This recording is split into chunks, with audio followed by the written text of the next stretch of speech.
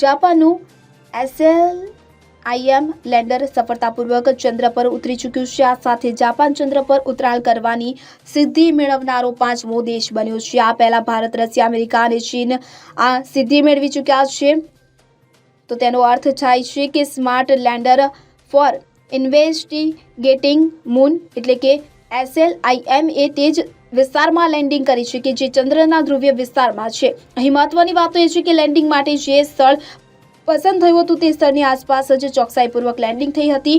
તો જાપાની સ્પેસ એજન્સીએ જણાવ્યું હતું કે લેન્ડિંગ માટે 600 બાય 4000 કિલોમીટરનો વિસ્તાર શોધવામાં આવ્યો હતો।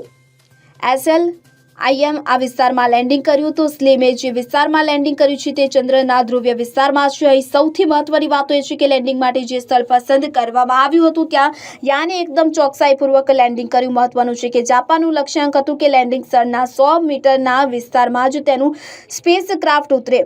હવે તેને તેમાં સફળતા મળી ચૂકી છે। તેની લેન્ડિંગ સાઇટનું નામ સિઓલી ક્રેટર છે કે તેને ચંદ્ર પર સૌથી વધુ અંધારાવાળો વિસ્તાર કહેવાય છે। એક બીજી સંભવિત લેન્ડિંગ સાઇટ મિયર નેક્ટારિસ પણ છે કે તેના ચંદ્રનો સમૂહ કહેવાય છે।